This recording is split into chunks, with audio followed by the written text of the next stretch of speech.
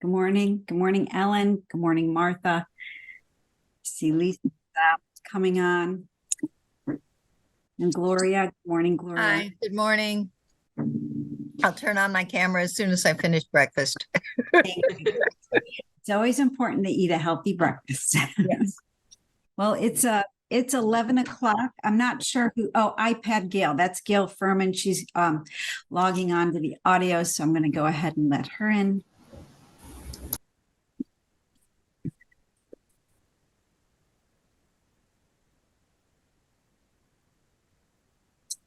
Yeah. I did go ahead and read rules for visiting. I enjoyed it. Wonderful, wonderful. Good morning, Antoinette. Oh, you're on mute right now. Good morning. I'll come up, Antoinette, but I'm Tony. You're Tony.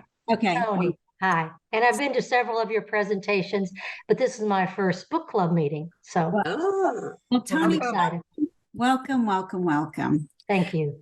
Let's see. I just want to make sure everyone that RSVP'd is in, and I appreciate the RSVPs and everyone's audio seems to be working. So doing all the, good morning, Phyllis, was doing all the tech things, which those of you who have attended before know I'm just so great at that, not, but so welcome to Chapter Endnotes. Welcome to another season of reading and literature.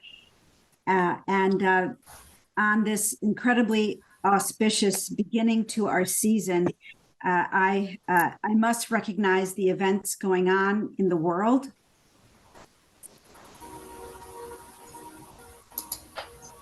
And again, reiterate that books bring us together.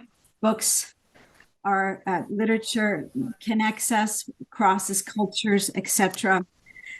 So for this next hour or so, we are going to go to a land of beautiful literature and fantasy. But it's important to know that my heart is broken, but I will not be detoured from my work, and know that your participation in Notes Book Club, all of the proceeds go to Searching for Searching for Identity, my nonprofit, which is dedicated to ensuring the stories and histories of the Holocaust are remembered and understood by all. So by coming together and talking about stories, you are also capturing real histories. And for that, I thank you from the bottom of my heart.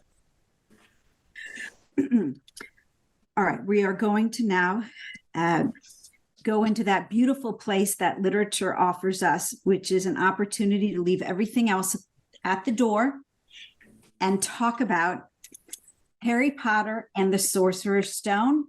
This is a book that is usually during our book presentations, I try not to reveal how I feel about the book because I don't want to influence anyone either way. But in this case, this is kind of me, coming out of the cauldron and letting you know that I am a fan. And it just, wait a minute, I hear something. And you can't see it, but right next to me, there is a massive, massive fireplace. And it looks like a bunch of things have just flown out of the fireplace. So just stand by because I've got to, I don't know what's going on. So just hold on 1 minute. Okay. All right. I'm back. And it appears to me that everyone here today has gotten a letter. And so I'm going to go ahead and read you what is inside. I'm going to open up. There are so many here. I can't even keep track. There are so many, but I'm just going to go ahead. I'm going to open one and I'm going to read it to each of you. So, to the Chapter Endnotes Book Club members gathered here today, Martha and Tony and Gloria and Ellen and Gail and Sue-Ann, Kathleen, Kathy, Lisa and Phyllis, I am pleased to inform you that you have been accepted to the Hogwarts School of Witchcraft and But I don't know how to play. Quidditch. Don't worry, you'll learn. And not only that, you've been accepted into their book club. So, enclosed, you have like a 3-page letter here.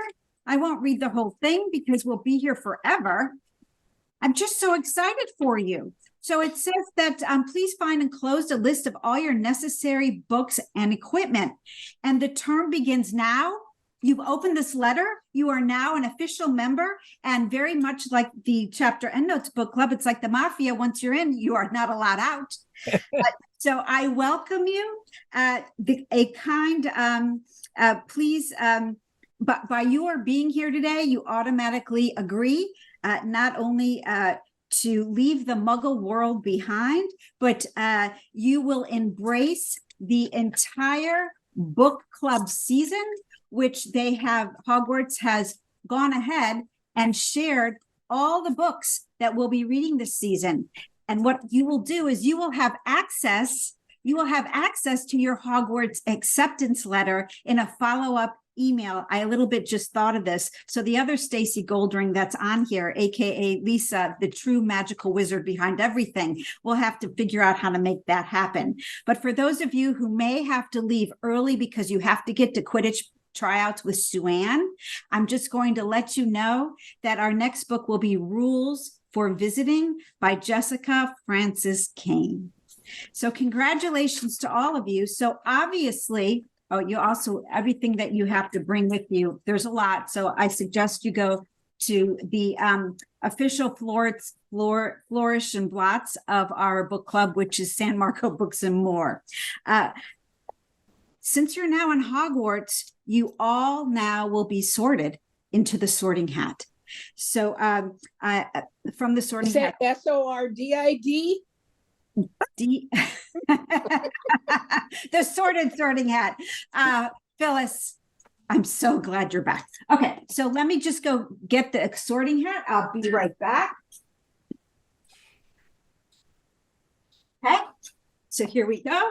Now, you're all going, little did you know this morning when you signed up for this that you were No idea. but here we go. Okay, we're gonna start with Martha.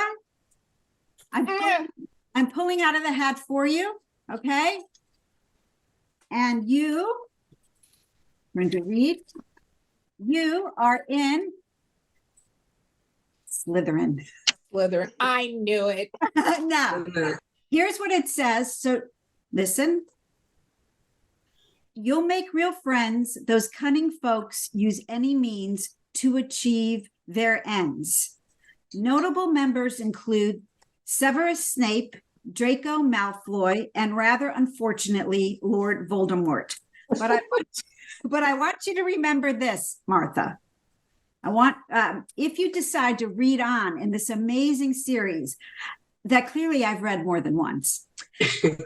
In Harry Potter in the Order of the Phoenix, we get to meet Harry's godfather, Sirius Black. And this is what he says to Harry. We've all got both light and dark inside us. What matters is the part we choose to act on. That's who we really are. Ain't it the truth? Okay, Lisa Williams, here we go. Lisa, you're in Gryffindor. I don't know if we can see that. So congratulations, Lisa, you're in Gryffindor. I'm thrilled. Where dwell the brave of heart, their daring nerve and chivalry set Gryffindors apart. Next we have Tony. And really, I'm picking out of the hat. Okay. Okay. Tony, I'm trusting you. you're in Gryffindor. You're in Gryffindor. Congratulations. And who else is in Gryffindor? Well, we all know who's in Gryffindor. Okay. Next, Gloria. I always think of that song from when I was in college. Gloria, Gloria. Okay. I don't know. Now that'll be stuck in your head the whole day. All right, Gloria. It's kind of nerve-wracking, isn't it? Gloria, you're in Slytherin. But remember, both light and dark. Okay. Going back in. See, I take them out. They don't go back in the hat. I promise. I promise. Phyllis? Liz. Hufflepuff. Oh, Phyllis, no. Hufflepuff. Hufflepuff, where they are just and loyal, those patient Hufflepuffs are true and unafraid of toil. Notable members include Newt Scamander, Cedric Diggory, and Nymphadora Tonks. Again, if you read on, you will get to meet all these fabulous characters. Sue Ann, you're up. Oh. I How hope I'm with Phyllis. Gloria, no. Oh, you're good. I'm a little worried because Slytherin. Oh, no. All right, there you go, Slytherin. Okay, all right, let's see, what else have we got? Who is next? Gail? Gail, you're up. Gail, welcome to Gryffindor. We don't have, you don't have any Ravenclaw, I'm concerned. Okay, let's see. Is that okay? Who do we have next? We have Ellen. Ellen? Ellen. I don't know, ladies.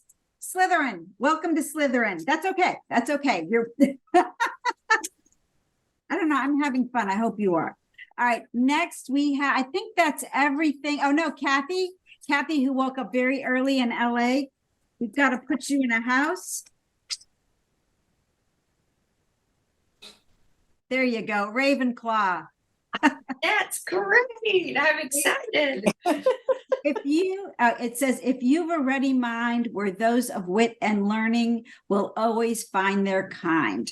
So I took all this from the poem that the Sorting Hat says at the beginning of the book, and I put these on little sheets of paper. And although I know you're with me in heart, not physically, I burned all the edges to make it look like it came through the Flu Network. Yes, and I knew that we wouldn't be together, and I did yours anyway. Okay, because Just too much time on your hands. I would argue that maybe there's a bit of neuroses or so psychosis starting to creep in, but nonetheless, here we go. All right. Thank I'm all alone in my house. Well, you are never alone. And since you said that, I'm going to jump way forward and tell you that there is a whole world of Harry Potter out there where you can always be with your house. You can go to the Hufflepuff Common Room if you want right now, Phyllis. You can go onto YouTube and you can type in ASMR Hufflepuff Common Room. And you can spend the entire day just hearing people talking in the common room and doing homework and going in and out and maybe, a book flying by.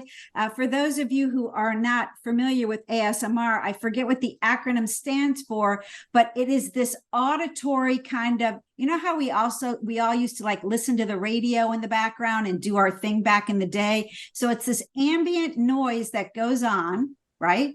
But it's themed. So there are these amazing YouTubers who make videos and sounds. So you like hear people writing and doing their homework, or you might hear Hermione in the background talking about studying.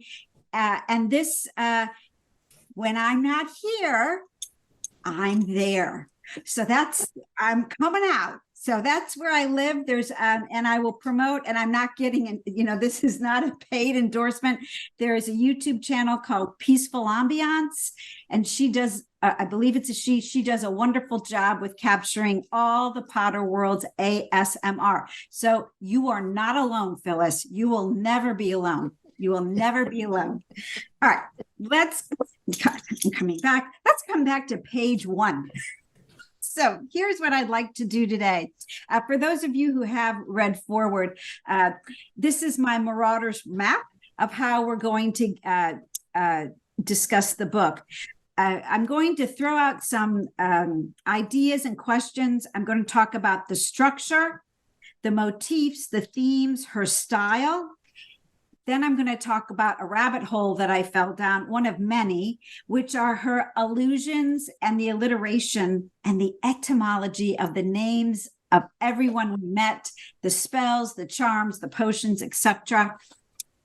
and because this is a book club where we are dedicated readers. If you showed up today for this, you're dedicated. All right. I want to talk about the analysis that scholars and academics have opined about over the years, because I think it's really interesting that we look at the criticism, not just on a popular level we can discuss, but I love where the academics go with Harry Potter. And I think you'll find it interesting as well. And then I'll talk about Harry Potter in culture. Time permitting, I will then do the bio of Joe Rowling and talk about the author. To get started, show of hands, how many people, this is your first time you've read Harry Potter? Show of hands. Okay. Great. All right, great. Let me ask Tony, if you could unmute.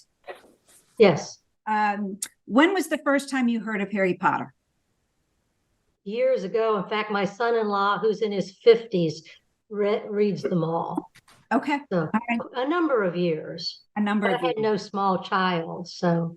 Okay, okay. Anyone else want to share? Thank you, Tony. Anyone else want to share the first time they heard about Harry Potter? I don't remember when I heard about it, Mhm. but it's been many years. And what fascinated me so much is how many people of all age brackets love Harry Potter.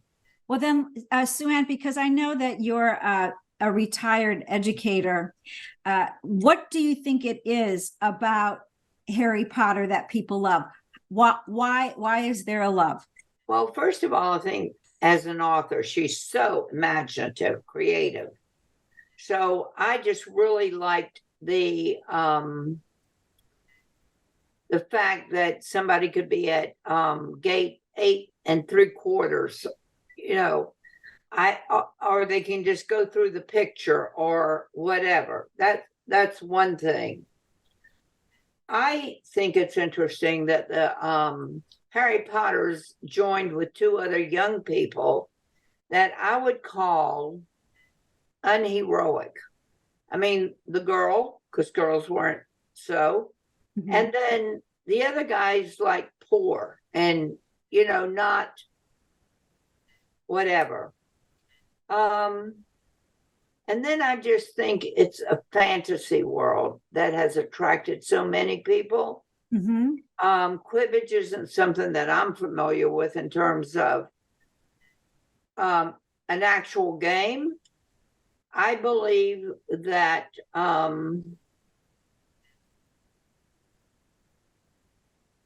the just the people that come in and out. Okay, so it's the creativity of it. Right. Lisa, thank you. Lisa, go ahead. And then Martha. I just wanted to tell y'all how we came about the story. My son wanted it bad. He wanted the book. And we happened to be on a trip out to Utah, driving around, looking at all the national parks and the hoodoos and all this. So he had the book. He just had to get the book. So we had to, before we started our driving trip around Utah, we had to stop in a bookstore, buy it. And he had it in the car and he was supposed to read it, at night. Well, he did not look up and see one single thing throughout Utah as he read that book the whole drive. So that was how good it was. Oh, what a great story. I love it. Thank you, Lisa. Thank you. All Okay, right. mine's not so great. You said I was after Lisa.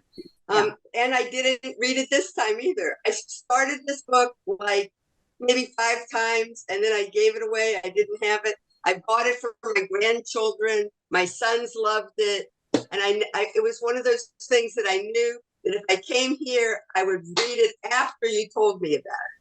Oh, okay. All right. Well, Well, you told me I don't have to read the books first. you never have to read the book to come to the book club. But I've started it like at least 5 times. So all right. Okay. Well, I'm glad you came, Martha. I am. Would anyone else like to chime in before I move forward? Well, we were living in New York, and I remember there was a huge clamor over this thing, and people were lined up waiting to buy the book. Mhm. And I came to it mostly because my young nephews wanted to read it.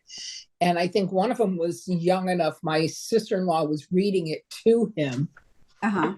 and she was raving about it. And I did read it. And I swear to God, when I read it this time, I didn't remember a thing about it. So it's all new. So it's all good. All right. Yeah. Thank you.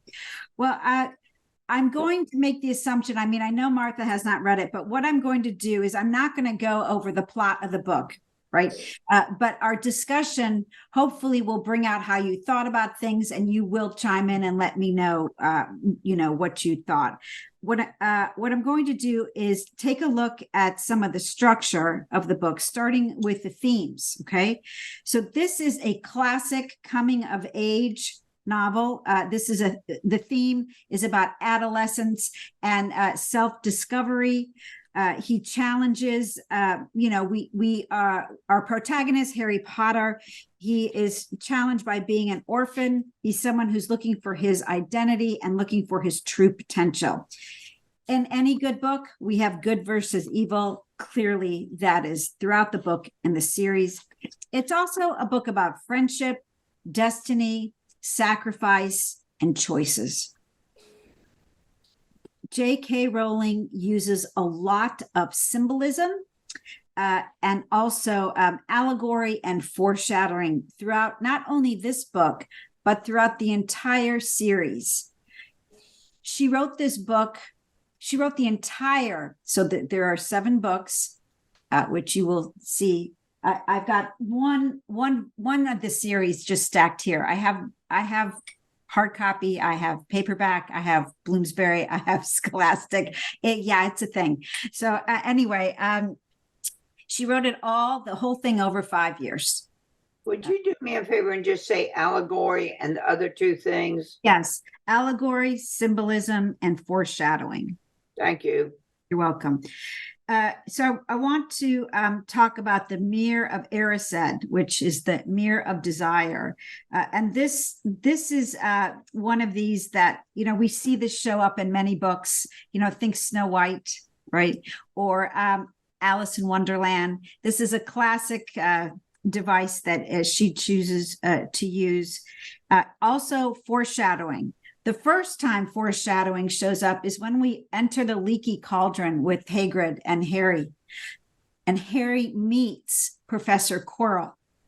And he puts out his hand to shake his hand, and Quirrell cannot touch him. He pulls back. He won't touch him. And it is because Harry is a product of love, and the love of his parents, even though they're no longer here. The love of his parents protects him and is an anathema to Quirrell, who we come to find out later has Voldemort as a parasite drawing life from him in order for Voldemort to be restored. All right. This is also a book that blends the real and the extraordinary. So we have, we go to King's Cross, but there's a platform 9 3/4. So it's the idea, there's a regular school year. So it's not completely fantasy like some fantasy books that you may have read. It blends it. This may work for you, or if you're an academic or a literary critic, which we will find out, this is a no-no. Very interesting. More on that later. Our author also incorporates humor throughout the book. For instance, the birdie every flavored beans, some taste like, ashes or pepper. At the end of the book, when Harry is recuperating, the Weasley twins try to send him a get well toilet. So it's just funny things like that.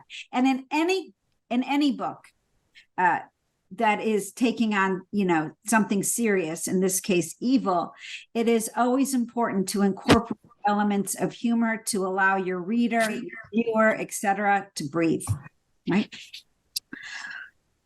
Our author uses a lot of mythology and folklore. So there's a familiarity to some of the stories because you may have heard them elsewhere, particularly because you're such a well-read group.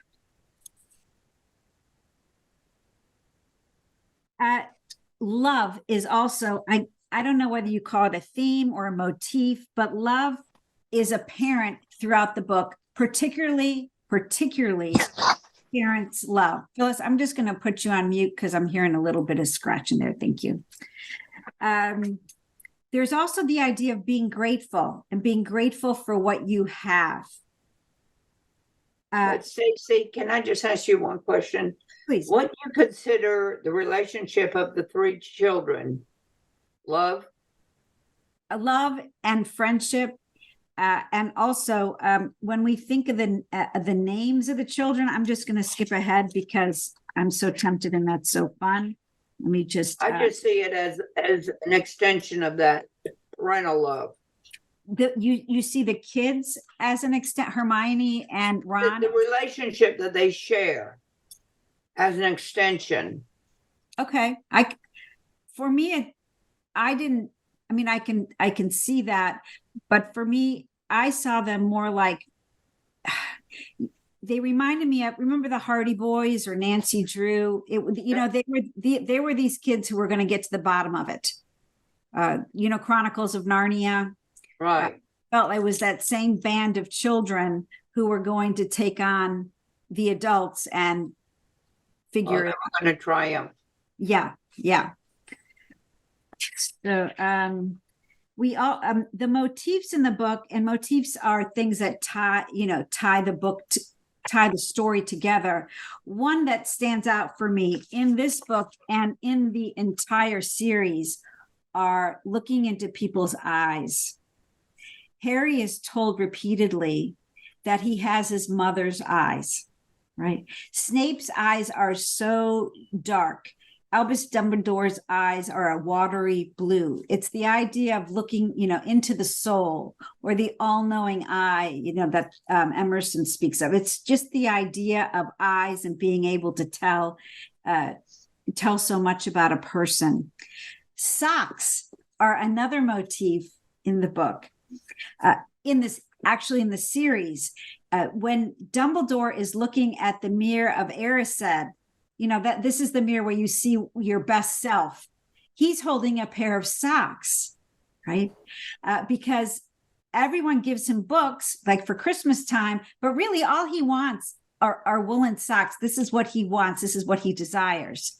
Socks show up a few books later and are the key to an elf getting his freedom, because elves need clothing from their master in order to be set free. And socks are the key to freedom. We also have the invisibility cloak. This idea that it's something that's passed on from his father to Harry, and it shows up always in his time of need. So this is another motif that we see popping up in this book, and it pops up in the entire series. Harry's scar, right? Scars represent being a victim, right? But it also can be the sign of a superpower, right? It depends on what we do with that scar and the experience that comes from that scar. Obviously, throughout the book, Harry's scar plays an important role. If anyone has read anything from Russian literature, you know that every time someone gets on a train, the results are not going to be good. These trains are always going to places that are not going to yield good results. However, in this book, our author uses the train and this is always a literary device when you're using trains, is this transition period where we're leaving the world we know behind and going to a magical world. So this is what the Hogwarts Express represents. And you can go to Scotland and take that same train that she kind of describes in the countryside that the kids, that the Hogwarts students ride in the book. I mentioned the mirror. Another wonderful kind of symbolic device that she uses is the chessboard. This idea that in order to navigate life, like he has to meet all these tests, right?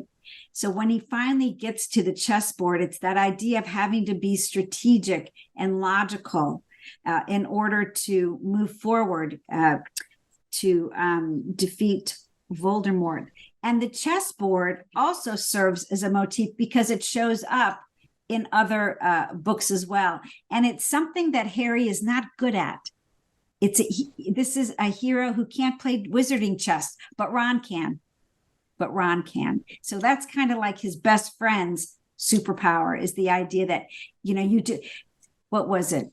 Doris Kearns Goodwin, Team of Rivals. You just have people around you that are good at something. So in this case, we have Hermione, who's the logic, right? And we have Ron, who understands chess, which put together, they're able to accomplish their quest. The book draws on inspiration from mythological and folkloric traditions, and there's also there's also a mix of magical creatures, ancient spells, and potions. There's centaurs, there's trolls, and this is familiar to us. It's not like we haven't run across a centaur in in reading before, or trolls before, but she uses them, like Sue Ann said, in this incredibly creative way. Who would think you defeat a troll by shoving a wand up its nose? That's like the kid element that invites readers in who normally would not be open to fantasy, like me.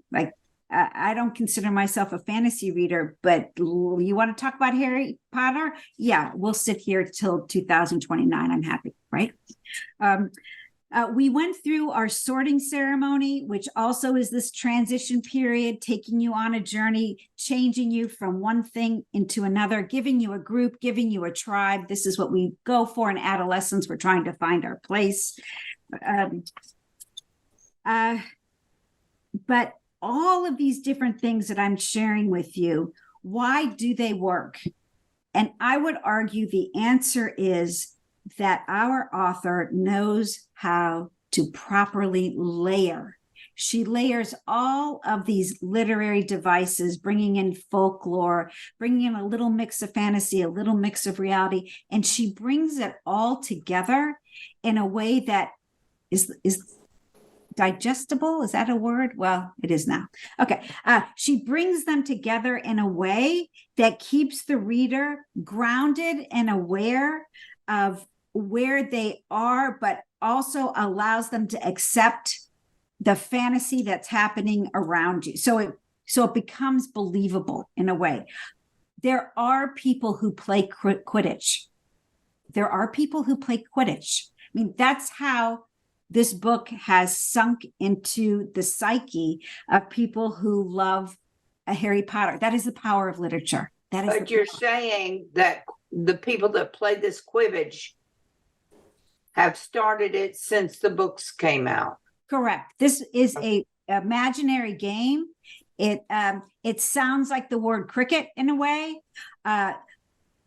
It incorporates, elements of like ancient Mayan games, cricket, basketball. It's just an amalgam that broomsticks that she has put together. Bats. And made up in her mind, but there are adults and children running around on fields with broomsticks between their legs playing this game. So that's happening. Okay, so I would argue that this book, it's the layering and the enticing, the bringing you in bit by bit, a little reality, little fantasy, little reality, little fantasy, that allows us at all ages to embrace this book. Phyllis. I'm going to go back to your idea of the scar. Mm-hmm. And as a person with many of them, I will tell you scars are a sign of survivorship. Beautiful. Beautiful. Wow. And it certainly is for Harry. Absolutely, because it couldn't kill him. Yeah. That is beautiful. Yay, Phyllis. Yay. I'm doing another book club tonight. I'm going to use that, but I will give full attribution to Hufflepuff. Not needed. 5 points to Hufflepuff for Phyllis's beautiful analogy. Thank you. This is a book that also is British to the core. You know, it's boarding school, it's uniforms, it's all those things. And it blends classic fantasy, Victorian sentiments, minus, I read somewhere, that it's kind of the saccharineness of some fairy tales. We can think to Hans Christian Andersen, those of you who are with us for Little Mermaid, maybe there is something a little too sweet and syrupy about certain fairy tales, but in this case, it's just the right sweet and savory that make it so popular. So in other words, it is not Mary Poppins. That's an example of that's what I read as an example of what the critic was saying about being a saccharine-like book. Okay, you may be reading this book and thinking, you know what, the story sounds familiar, and of course it does. Obviously, our author is influenced by fantasies such as The Sword and the Stone, The Once and Future King. This is an Arthurian legend. Harry's Merlin is Dumbledore. There's a sword. There's also, if you read on in the series, a Gryffindor sword. It's also Alice in Wonderland. This falling through the looking glass, we crash through platform 9 3/4. And the chess game. Yeah, you're right. The chess game, I forgot about that. That's right. That's in Alice in Wonderland as well. Mm-hmm. And of course, C.S. Lewis's classic series, The Chronicles of Narnia, right? So what I enjoy about the Harry Potter series is it has a familiarness-ish to it that allows me to plunge forward and accept the storyline. I don't know, maybe I'm just super duper vulnerable. Anyway.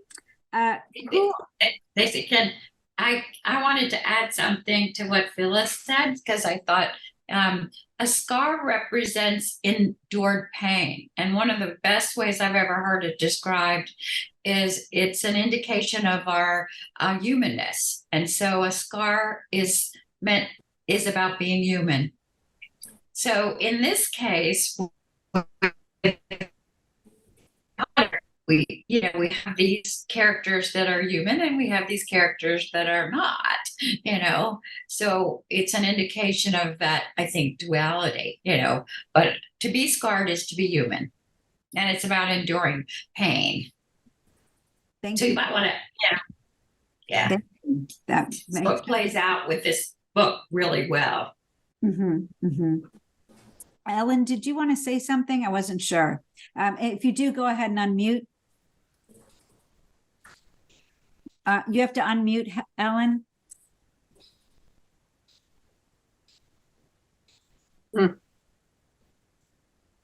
Okay, well, it's a little mic, and you just hit it and it should unmute you. And if I see that you have accomplished that, I will come back to you. I think Phyllis is saying it might be up on the top of your screen. If you hit your screen, it may pull up your options. Oh no. And then magically, okay, there you are. Okay, great. You did raise your hand. Still muted. Okay. Let's see if I can do it at my end. Can I do it at my end? Does anyone know the method? If you can mute somebody, you should be able to unmute them. I just put ask to unmute. Maybe that ask to unmute. Nope. We'll get there. We'll figure it out. Who has influenced our author? We have J.K. Rowling loves all the Austen books, particularly Emma. Obviously, there are elements of Shakespeare, Milton, and Chaucer. There are biblical references, of course, good and evil. And you can say that Harry represents the sacrifice. He is the Jesus character. He is the lion in the Chronicles of Narnia. He is that person willing to die in order to save everyone else. There she is. Unmuted. Oh, Ellen. Yeah, sorry. That's I've okay. pretty much stayed on mute because I have a very bad cold and I was Oh. afraid I would interrupt by coughing. I see. No worries. But now I've lost my train of thought. But I have very much enjoyed just listening to how all this is playing out. It's been quite some time since I've done a book club. So please just carry on. And I'm just going to observe for today. So I Okay. get to the swing of things. All right. Okay. Thank you. And get a cup of tea so you feel better. Thank you. And be very British with your tea. Okay. So I'm going to talk now about. Wait, there's one influence. Very early on in the beginning, she talks about MacGuffin, which is an Alfred Hitchcock thing. You're kidding me. Where is that? I totally missed it. Very early, very, very early. Wow. I didn't know that. Yep. I'm not sure if I marked it or not. I don't Okay. remember. All right. Okay. But I laughed when I saw it. Well, she's so well read. She's just amazing. Her quotes and allusions also extend to her other books. If you did enjoy Harry Potter, or maybe you didn't, but you would like to try something different that she's written, have I got news for you? Our author also writes under the pen name of Robert Galbraith, and she does a whole murder mystery series. This, I believe, is the third in her Galbraith series, and this is Career of Evil. I can't remember the name of the first one. This might have been the first one. I don't know. No, Cuckoo's Calling was the first one. So I've read 3. I have, I think, 3 or 4 more to go. It's also on, I think BBC may have made a series of this, the Cormorant Strike series. Anyway, this is a completely different writing style, completely different plot. It's a murder. It takes place, it's adults, etc. So you can try that too. She's prolific, is what I'm trying to say. She also feels that she makes so many allusions, so references to folklore, mythology, Hitchcock, as Phyllis says, and she says that her illusion is a fundamental part of the pleasure of reading. She also says that it's like finding another sweet in the bag. So now, if you like the Greek classics, you can dive in there. Maybe you'll read King Arthur, maybe you'll read Alice in Wonderland, or you'll read Hitchcock, etc. And also she says, quote, "I'm never bored by meeting people who live at Hogwarts with me. This is the miracle of literature to which no other medium can compare, that the writer and the reader's imaginations must join together and make a story." That's it. And in a world where we live, where we are so easily distracted, I think if we had to name this decade, it would just be called Squirrel. Like, reading a book is still this most solitary, incredibly important act, that this gift that we can give ourselves and commune not only with the author, but with the story that is told, with the characters, and with the themes and lessons that we gain from it. Reading literature is a collaborative process, and that I get like goosebumps. It just makes me so happy. I think because we so need to make connections, and if it's with an author we'll never meet and a school we'll never go to, I'm okay with that. Like, that's okay, because it gives me joy. All right. Just touching a little bit on Greek mythology, the obvious standout is Fluffy, right? Who is the three-headed dog guarding the trap door. And this is a reference to, and I'm going to mispronounce this, Cerebus, the three-headed dog guarding Cerebus, yeah. Cerebus, that guards the underworld. And that right there is, and I didn't know about that story until I read Harry Potter the first time. I had no idea. We have other wonderful allusions, especially there are many parallels made to the Chronicles of Narnia by C.S. Lewis. I mentioned before the Mirror of Erised, which also, we have Snow White and Alice in Wonderland. And I keep thinking there's other mirrors too, but Dorian Gray. I finally figured, this is the third time I've done this. Finally, I found it. It was Dorian Gray. Oh, I'm just even more happy today. Okay. Diagon Alley is this magical place, which is reminiscent of the magical markets that are in the Chronicles of Narnia. I have not read Tom Brown's School Days or Great Expectations, full disclosure. However, it is said that the boarding school setting is also captured in those books as well. Rowling does something interesting in her books, which is rather meta. And in your acceptance letter, you will find where she makes an allusion to another book that she has written. So when you go to page 3 of your acceptance letter, you will see that there is a book that you're going to have to get called Fantastic Beasts and Where to Find Them by Newt Scamander, right? Well, she has since written that book. It's also a major, that's right. It's also a major motion picture, right? But here she has listed that this is one of your required books. And I just love that. And because clearly I am a fan, I look forward to reading all of these books. And in fact, I will tell you a story. There is a book called Advanced Potion Making. And I really wanted to read this book, and I saw it at the bookstore, and I was like, oh my God, I'm so excited. And I get the book and I open it up, and it was a journal. Every page was blank, and I was not happy. So I am hopeful that in the future, there will actually be words that will magically appear so I can learn about potion making. You have to know the potion to make it happen. Oh, this is so true. This is so true.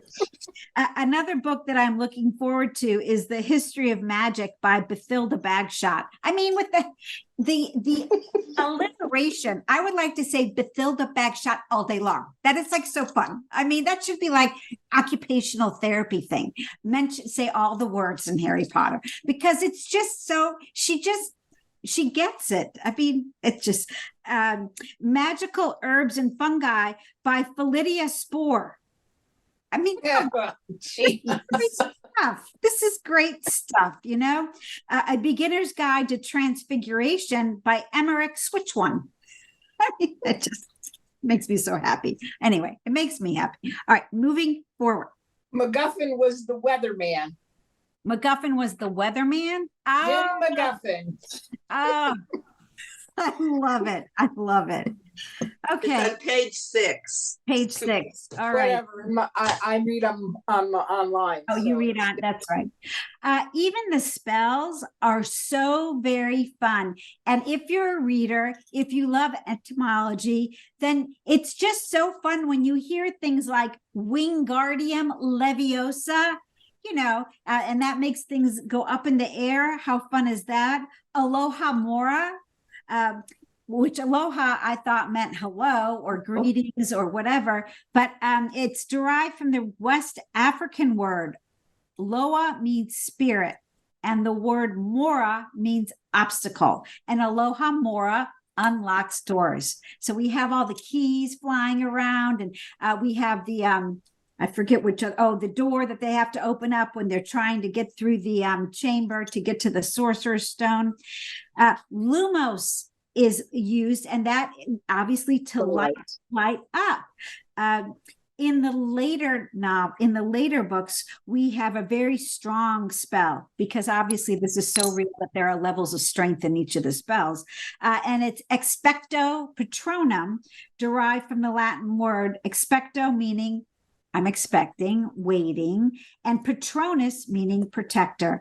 And when you do expecto patronum, you make your protector come, whatever your protector is. We all need a patronus. So your protector appears. There are certain, there's differences between charms, spells, and potions. And we can probably do, a PhD to talk about the differences in each. Trust me, you could probably do a PhD in that, because people have done PhDs in the most craziest things. All right, moving forward, I want to talk about the characters' names. And I want to start with Harry Potter. The first thing I thought of was Potter's Field. I thought he's every man. He is the forgotten one. He is the orphan, but I have nothing to back that up. So full disclosure, nothing to back it up. But the word Harry comes from Henry, which means ruler. And then we have Hermione, which is the word is derived from Greek mythology. It means well-born. And Granger is of the earth. She comes from Muggles. Right? Ron Weasley. Ron, the diminutive of Ronald, it means ruler's counselor. I had no idea. Ron means ruler's counselor. Now, the name Weasley is likely derived from the word weasel, symbolizing the family's association with magical creatures. His name represents loyalty and supportiveness. He's the confidant. He's the friend, of Harry. And, Ron is one of 7 children. It's a bustling, fun family, which if you read the next book, you get to find out more. Albus Dumbledore. Albus means white or bright in Latin. It suggests purity, wisdom, and goodness. Dumbledore, found 2 different sources, refers to the Old English word for bumblebee. It symbolizes his gentle, buzzing presence. But it also comes from Thomas Hardy's novel, The Mayor of Casterbridge, which I've not yet read. But there are bumbledores in there, and those are also bumblebees. So how fun is that? Yeah. Dumbledore is our Socrates. He is a student of Socrates in this book. This book is a lesson in Socratic philosophy. And what does Socrates do? Socrates lets you debate and figure it out. It's only going to give you some clues, and then, like on Saturday Night Live, talk amongst yourselves, right? That is his approach. He leaves the invisibility cloak in a good place for Harry to find it, right? And this happens also throughout the series.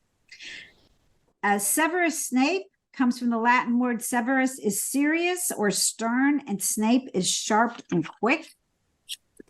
Lord Voldemort, obviously Lord. And then this was interesting. I thought mold, like gross, but wrong.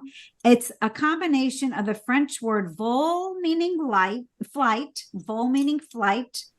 and mort, meaning death. So this is someone who's trying to escape death. Rubeus Hagrid.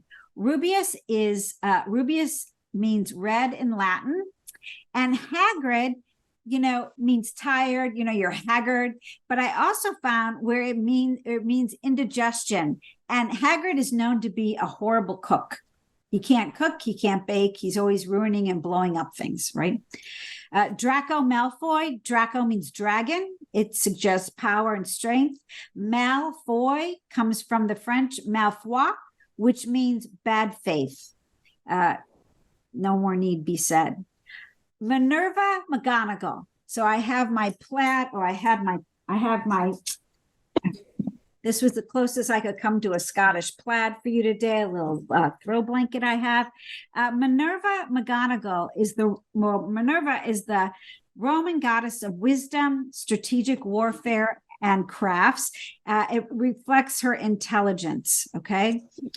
But there's more to Minerva McGonagall than I ever knew. So now I'm going to totally take us in a different direction. Okay. I was very lucky. This summer, I got to spend a little bit of time in Scotland. So we were at a castle in Edinburgh, and there were way too many people, and I was getting very cross and fussy. And I told my husband, I'm out of here. You can stay or you can come, but I can't do this. So we decided to leave the castle, whatever, and we started to walk around. And I remembered that J.K. Rowling had written, she's from Scotland. She lives outside Edinburgh, I believe, but she wrote in one of the cafes in Edinburgh. So Google, right? And this is what I found. I'm so excited. So I'm going to share this PowerPoint with you. I know it doesn't look exactly right, but I don't know how to do it any other way. So we'll just do this. So I found the Elephant House, which was a cafe where J.K. Rowling would began writing her book. I believe the first 2 or 3 books she wrote here. So I was so excited. So I said to Bruce, I said, take a picture of me in front of the elephant. I can't believe this. And here's the little plaque. I hope you can see it. This made famous as the place of inspiration to writers such as J.K. Rowling, who sat writing much of her early novels in the back room overlooking Edinburgh Castle. That's a castle I didn't care about. And then another author, Ian Rankin, and Alexander McCall Smith, also Elephant House. So I look it up online, and unfortunately it had a fire like a month ago. So it was closed, right? But it didn't matter. Here it says birthplace of Harry Potter. So I said, Bruce, please take a picture. So I get all pretty. Here's the picture Bruce takes of me. You see my gray hair? You see right here up. That's the picture he takes. I was so upset. So then, I run across the street. I look, I'm like, no good, no good, no good. So I had him take another picture. Right. So here's the next picture. So stay with me. So he takes this picture. Thank you. He cut out, at least he got my torso. Anyway, I want you to look right here. Okay. Can you see my little cursor? No, I don't know if you can or not. I want you to look at the person walking, and you see like this gate area, right? A fence, whatever, a railing. And I knew the sign said she wrote at the back of this cafe. All right. So I look, here's the railing. You can tell how short I am because I'm looking, there's a top of the railing, and I'm looking through the cafe. You can see the boarded up windows because there was a fire. But back here is a cemetery. There's a cemetery. I love a good cemetery because they have so many stories to tell. So I do a little more digging, and this is what I find out. Here's a better picture. So here's the cemetery. So we go around, and now I'm inside the cemetery. Here's a cemetery here. This is Greyfriars Kirkyard or Churchyard, established in 1620 by Mary Queen of Scots. Why did she establish it? They ran out of room at Westminster Abbey. So this is going to be my day, right? I start clicking a little further, and they said that J.K. Rowling used to walk through here. And you can get a map. You can get a map of where she walked and got names that inspired her for her characters, like McGonagall. Our Ask a Series. Can you believe? I am so now I'm excited. So I go into the church, and I buy the map. It is the world's worst map. It will cause a divorce. I cannot find a thing. So finally, after much of this and walking around and splitting up and coming together, we found names on headstones that are also in the book. So I want to show you that we found Potter. It was this huge, beautiful headstone. And there you see Anne Potter and Robert Potter. So legend has it that this was the inspiration for, it says, let's see, over 20 years ago, J.K. Rowling's first Harry Potter book was published, and she's been capturing imaginations ever since. Great Firesight's close to where she did much of her earlier writing and spending time in the space. Rowling has said this may have subconsciously inspired her writings. So Harry Potter fans flocked to Kirkyard to pay homage. And that I did. So here is the Potter headstone. And here was Cornelius, is said to be Cornelius Fudge from another book. I'm just going to go ahead a little bit because I want to show you that this is Thomas Riddle, who ends up being Lord Voldemort. This is Thomas Riddle's headstone.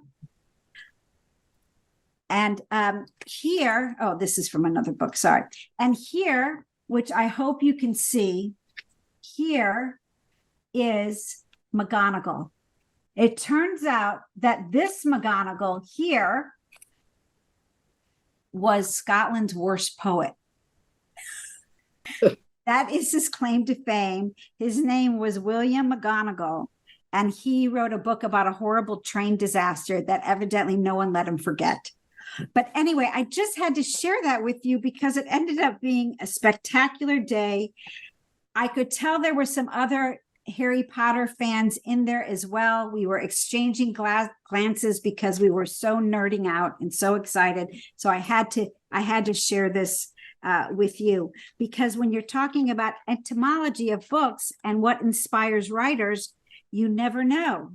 And I also don't want to be disrespectful to those families. So I'm very grateful that these families, took the time to honor their loved ones, and the cemetery is incredibly well taken care of. And I'm treating this with the utmost respect because you just never know how you're going to be inspired. I'll just leave it that way. All right. Now, I want to talk to you about everything that's wrong with this book. I'm going to talk to you about what YA, which is young adult, what critics have to say about this book. And there are two critics in particular that I'll be pulling from. One is Jack Zipes, and there's another named Pennington. So basically, he says that Zipes says that there's a lot of sexism in the book, because we have Mrs. Weasley, who doesn't play a big role in this book, and Mrs. Dursley, but they're too typical of a housewife, however you see them, they're too much of a stereotype. He also says, and Pennington agrees, the book is insensitive to those who are of a non-Christian faith, because he says they only celebrate Christmas. And this conflicts with the fact that they have a pagan history of being witches and wizards. And I keep thinking, it's a story. It ain't real. But anyway, moving forward, these are academics talking.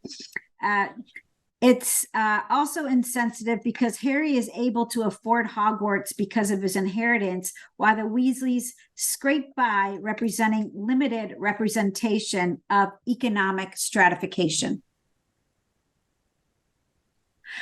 Moving on. It's a prejudice book, and one of the examples they give is that Ron Weasley and his family, because of his name and red hair, the assumption is they're Irish.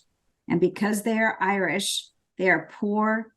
They have too many kids. Therefore,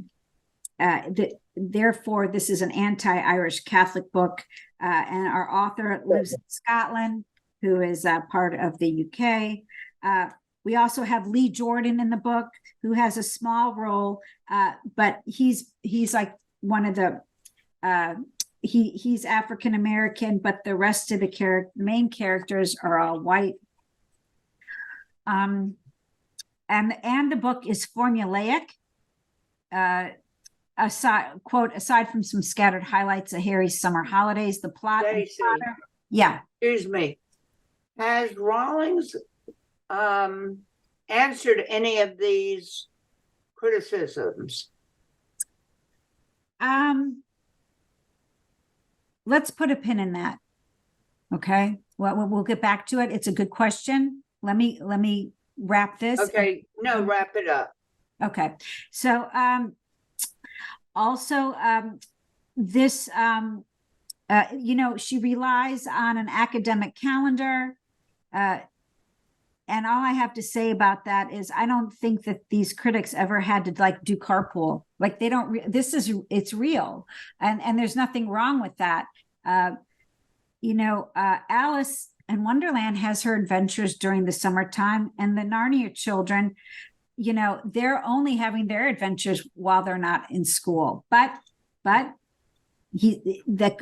criticism is, and many books are criticized for being formulaic, and this is a criticism. And I can go further into this, but it's about 12 pages long, and I don't want to go too far. I will just make one other example by Pennington, and then we're going to move on. Pennington also says that, it's kind of boring, because if you think about at the beginning of the book, how the kids in Diagon Alley were all excited about the Nimbus 2000, and you got to love the word Nimbus. He argues at the time, and this is his paper came out, I believe, when the third book was getting ready to be printed, that he could read the Sharper Image catalog and get a more exciting description of a Razor scooter. So it wasn't exciting enough. To which I answer, so what? And it is the believability and the normalness that drew me into the fantasy part, but here nor there. I promised you that I would talk about the applications of Harry Potter and academia. So I went onto Google Scholar, and since I'm not a scholar, I don't have access to all the papers, but I can read some of the abstracts and I can still search on it. So I just typed in Harry Potter because I wanted to see the academic papers that were written on it. Here's what comes up in the titles of like that first page when you search: Harry Potter and International Relations, The Politics of Harry Potter, Harry Potter and the Classical World, Crowning the King, Harry Potter and the Construction of Authority, Looking for God in Harry Potter, Harry's Girls, Harry Potter and the Discourse of Gender, Harry Potter and the Deathly Donald, Harry Potter, the Story of a Global Business Phenomena, Harry Potter and the Trouble with Tort Theory. So there you have it. I will let you know that we are incredibly timely in our reading of Harry Potter. In April of this year, HBO Max and Warner Brother announced that they are going to do a scripted television series of the entire series of Harry Potter books. It will be a decade long, with each book taking up an entire season. So sign up now for your HBO Max, or Max as it's called. And this is being done with J.K. Rowling as one of the executive producers. Okay. So who is J.K. Rowling? She was born Joanne Rowling, or Rowling, I don't know which one, on Harry Potter's birthday, July 31st. She was born near Bristol. She grew up in Gloucestershire in England, and also in Southeast Wales in a place I can't pronounce. Her father was an aircraft engineer. Her mother taught chemistry. Maybe that's where she got her liking for potions, at the comprehensive where she went to school. Her mother was diagnosed with multiple sclerosis when Jo was a teenager, and she died in 1990. This is what our author said. The books are what they are because she died, because I loved her and she died. This is a story about a mother's love. throughout the entire series, it's the idea that Harry still has his parents' love, even though they're gone. This is an homage to her mother. This book, this entire series. She grew up, she has a younger sister also, and she grew up surrounded by books. She says, quote, "I live for books. I was your basic common or garden bookworm, complete with freckles and national health spectacles." She loved reading. It made her feel not alone. She wrote her first book at age 6 about a rabbit called Rabbit. At 11 years old, she wrote her first novel, which I would love to read. It's about 7 cursed diamonds and the people that own them. This is a great plot. This is great stuff. She studied at Exeter and she read widely outside her French and classics syllabus. She was also notorious for having overdue fines at the library. And obviously her classics knowledge becomes incredibly important in the book. She spent a year in Paris, which she loved. She graduated, moved to London. She had a series of jobs, and one was for Amnesty International. And this is what she has to say about that. A little bit insight into our author. "There in my little office, I read hastily scribbled letters smuggled out of totalitarian regimes by men and women who were risking imprisonment to inform the outside world of what was happening to them. My small participation in that process was one of the most humbling and inspiring experiences of my life," unquote. She conceived of the idea of Harry Potter in 1990. This is the same year that her mother passed. She conceived of it while sitting on a delayed train from Manchester to London's King's Cross, which is rather ironic because the Tory party has just killed the idea of making better train service between Manchester to London. So, you know, a byproduct of being delayed is you can think of an amazing, amazing book to write. So I just say that for what it's worth. In the next 5 years, she maps out all 7 books. She wrote mostly in longhand, some notes, some on scraps of paper. And with these notes, she ups and moves. She moves to northern Portugal, where she teaches English and gets married and has a daughter the following year. But in 1994, the marriage ends. She moves to Edinburgh with her daughter and a suitcase containing the first 3 chapters of what you read. There, as a teacher, she continued to write in her spare time. Can you hear my dog snoring? And I'm really sorry if you can. Okay. Once the book was complete, she sent 3 chapters to many agents. One wrote back wanting to see the rest of it. She says, quote, "It was the best letter I ever received in my life." Just like the letter you got today. Anyway, she first published with Bloomsbury in 97. Why J.K. Rowling and not Joanne? The publisher made the request because a female author may not appeal to the target audience, which was young boys. And the K stands for Kathleen, her dad's mom. In 98, she publishes in Scholastic, and Scholastic requested the title change. So it was Philosopher's Stone. In America, it becomes Sorcerer's Stone. 6 titles follow. They break all the records. I'm not even going to go into it. Just know they break all the records. In 2001, our book is adopted for the screen. She also remarries Dr. Neil Murray, and they live in Edinburgh. They have also a son and a daughter. So they have 2 daughters and a son. There are also now, there may be more, but there are several companion books. So there is the history of Quidditch, and there's several other companion books. I am still waiting for the history of magic. Tales of the Beetle Bard was published, which is kind of like the fairy tales for wizarding kids. And all of the proceeds go to her children's charity called Lumos. And just last month, while the UN was having their General Assembly in New York, she had this huge fundraiser to help raise funds for children in Ukraine. In 2012, she does her first adult novel, Casual Vacancy, which was then adopted by TV. And then 2013, we meet Cameron Strike and his assistant, Robin Ellincott, in The Cuckoo's Calling. And this becomes what I said, the Robert Galbraith series. So the first book she writes under the name and tells no one it's her. And it's still a huge bestseller. And then everyone finds out it's her. Okay. Let's see.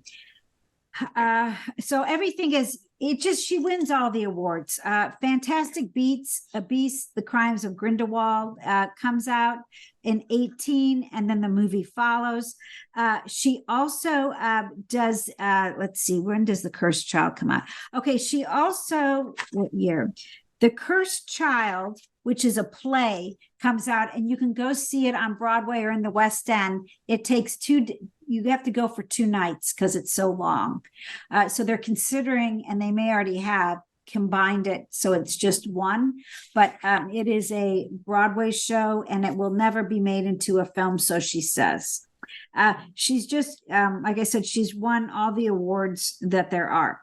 Now, I don't think Sue Ann is here anymore, but I want to talk about how she responds to her criticism. She's happy that people read book and criticism is fine. However, our meeting today would not be complete if I didn't explain what has happened recently in popular culture regarding J.K. Rowling, and I'm going to leave it for you to digest however you want. But because I want to give you a full picture, I think it's interesting that you know. In Scotland, there's politics and laws that may be passed regarding what is called gender recognition. And J.K. Rowling, who speaks up against, she's very protecting women's rights. She was abused by her first husband. So she funds a lot of things that help women who've been hurt all over the world. She wrote an article for the Sunday Times in Scotland on why she opposes the Gender Recognition Act that has since hasn't gone anywhere in the Scottish Parliament. There's been some problems there, but anyways, so she talked about why she was against passing this act where you pick your gender. Okay. She's very active on Twitter, which is now X, incredibly active and interacts with people. Because if you get a follow by her or a like, you're going to be on the map. Well, people began to lash out at her and still do, to the point where she gets death threats.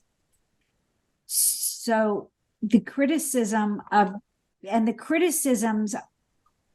are interesting because there are people that grew up with the Potter series that were inspired to make choices in their lives based on the choices and the personalities and the stories of the characters of the children that we read.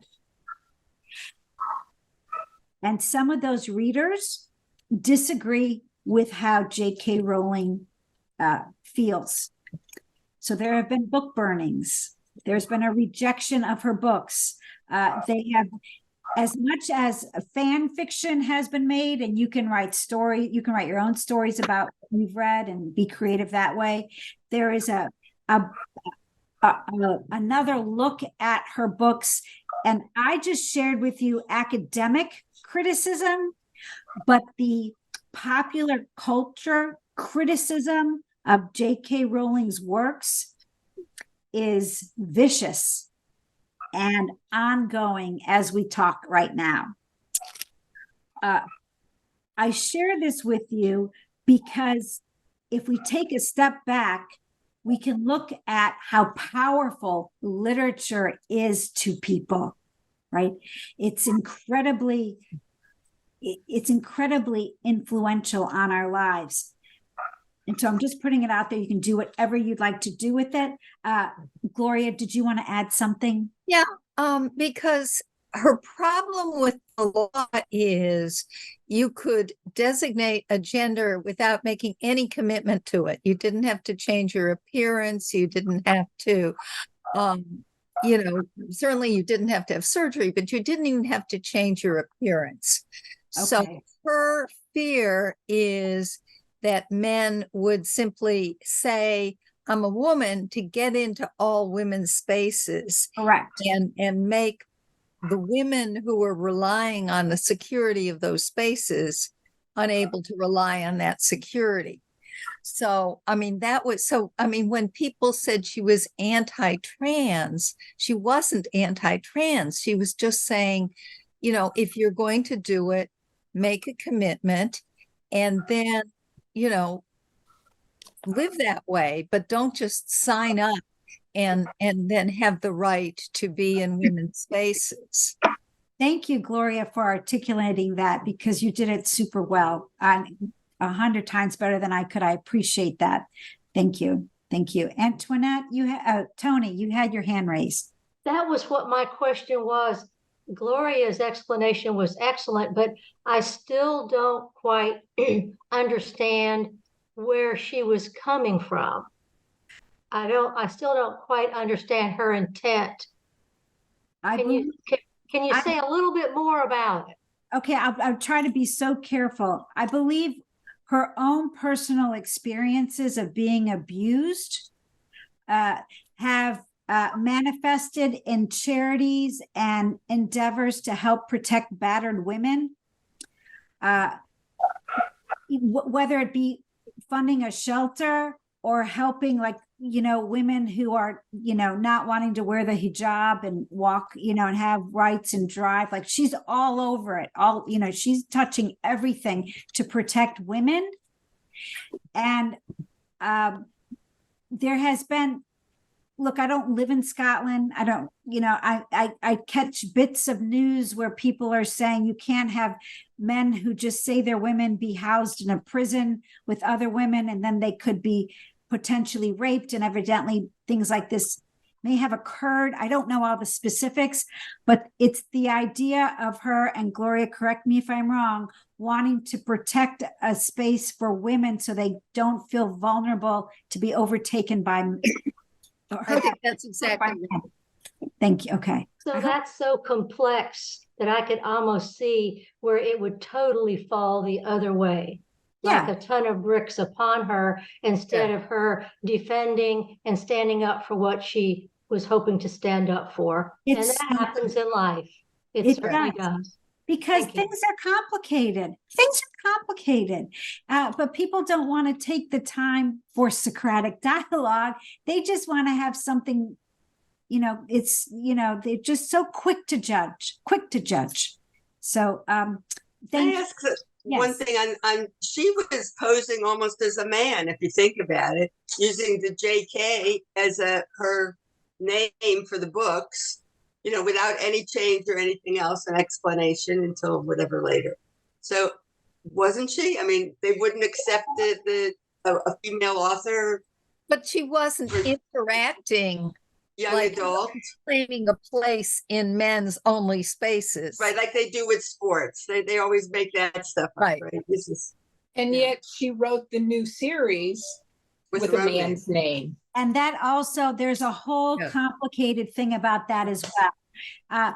But if we can take a step back, because I always like to look at the 30,000 foot view, it just goes to show you the power of literature, that people would turn around, it's like Salman Rushdie, like a fatwa, like they, oh my God, and it's like almost killing them. Yeah. I mean, it's like, I know it sounds terrible. If I have anything on my headstone, it'll be go write your own damn book. Like, just, instead of complaining, go do something or create something too, like add. But here nor there, before I wrap, I wanted to share some fun quotes with you from the book, or maybe you have a fun quote you want to add. Many of these are from, good old Dumbledore. It does not do well to dwell on dreams and forget to live, which I think is beautiful. It takes a great deal of bravery to stand up to our enemies, but just as much to stand up to our friends. To the well-organized mind, death is but the next great adventure. Fear of a name increases fear of the thing itself. It does not matter what someone is born, but what they grow to be. There are some things you can't share without ending up liking each other, and knocking out a 12-foot mountain troll is one of them. You know? It is our choices that show us what we truly are, far more than our abilities. And finally, from the very wise Neville Longbottom, have a biscuit, Potter.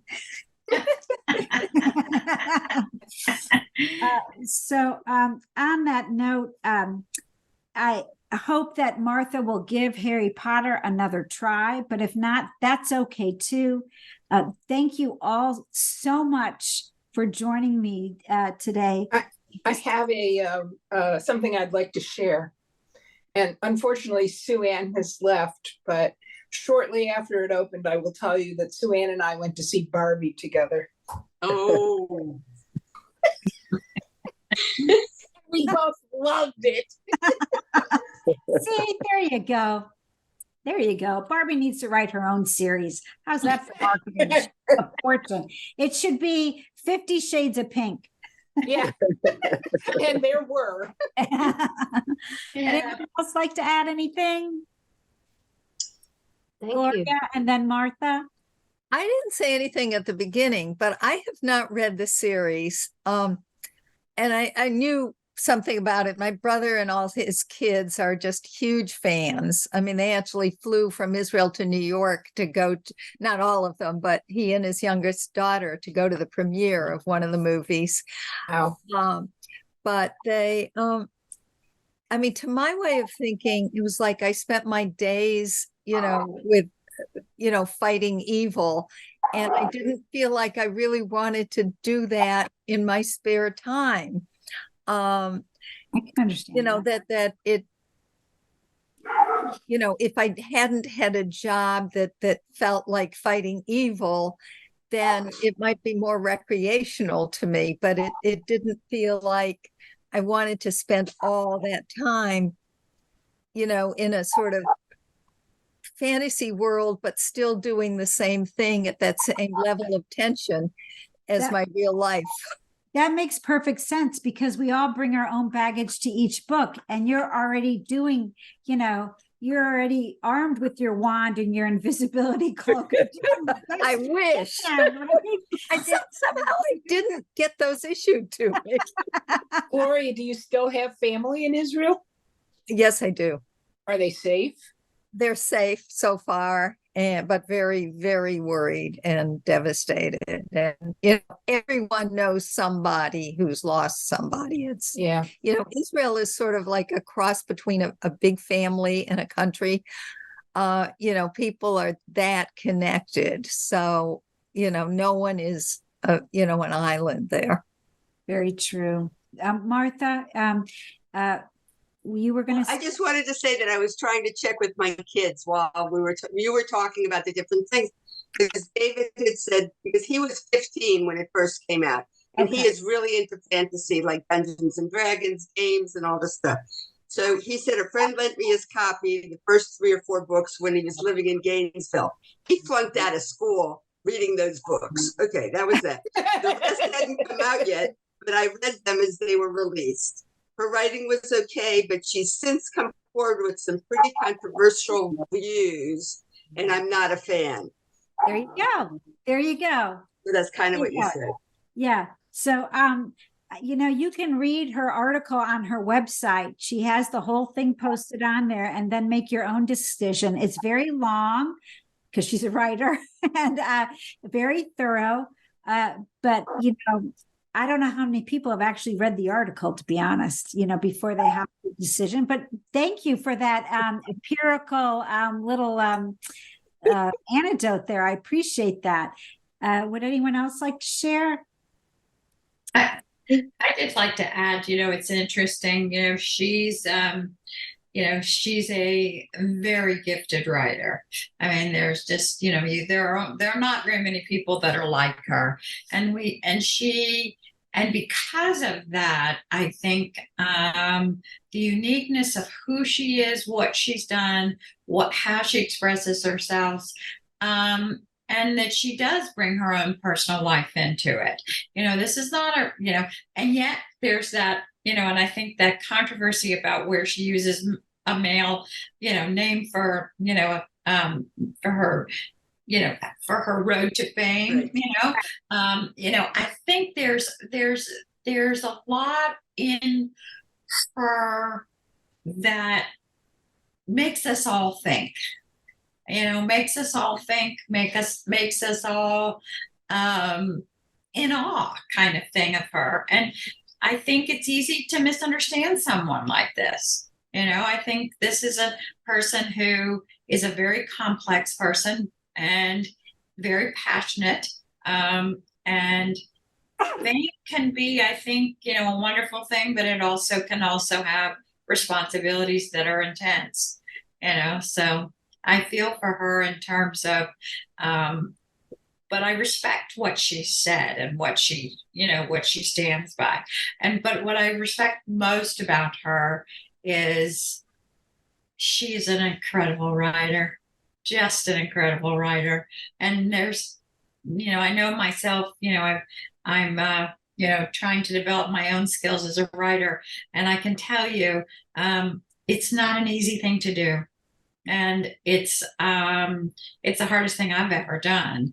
And it just, I leave with a sense when I read, I read part of it a long time ago, and then I never finished the first book. And so this time I finished it.